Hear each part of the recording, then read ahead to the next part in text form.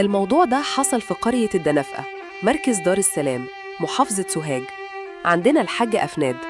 الحاجة أفناد دي كانت كبيرة العيلة، وجوزت عيالها، وابنها الأول جاب لها حفيد، وجوزت الوسطاني وجاب لها ولد كمان اسمه آدم، والتالت كان شغال في الخليج.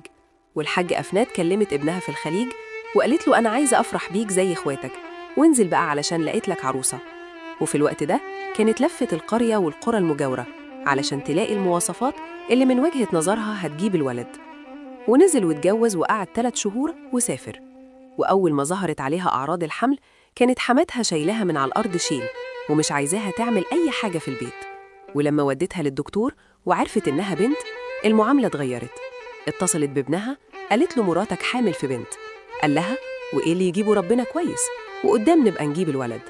وبعد ما ولدت حماتها قالت لها اتجدعني بقى وهاتلنا الذكر زي آدم ابن ابني. والزوجة خلفت بنت تاني فسابت البيت وراحت لأهلها. وحماتها راحت لها وقالت لها ارجعي بيتك بشرط تخلفي عيل زي آدم. الزوجة خلفت بنت تالتة وفكرت إنها تنهي حياة آدم، وخدته فوق السطح، وكان في برميل كبير فيه مية، وكان آدم عنده حوالي 4 سنين ونص، وغطسته جوه برميل وبعدين ألقته في الفرن لحد ما بقى عظم. وفي الوقت ده حماتها كانت قلبة الدنيا على الولد، وحنان بتاخد العظم وتحطه في الزريبة. حماتها شافتها وقالت لها انتي بتعملي ايه؟ أنا شفتك انتي خلصتي على آدم. قالت لها أيوة، ما انتي كل شوية تقوليلي عايزة واد زي آدم، هتبلغي عني؟ قالت لها مش هبلغ عنك بشرط تجيبي لي عيال من أهلك وتعملي فيهم كده. وبالفعل عملوا عملتهم في 3 عيال.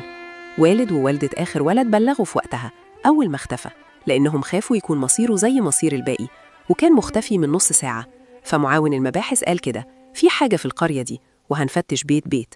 وفي الفترة دي كان الفرن شغال على محمد. الضابط طلع أعلى سطح بيت مجاور لبيت حنان وأفنان وشاف دخان طالع بصورة مش طبيعية، وكان وقت العشاء. فسأل ده بيت مين؟ قالوا له بيت الحاج أفناد.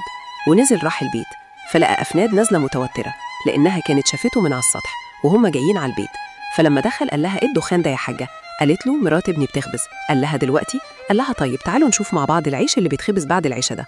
طلع فوق لقى حنان عمالة تقيد في الولعة. قال لها بتعملي ايه؟ قالت له بعمل عيش. سألها فين العيش ده؟ رجال الأمن طفوا الرماد ولقوا بواقي الولد واتقبض عليهم وتم الحكم عليهم بأقصى عقوبة.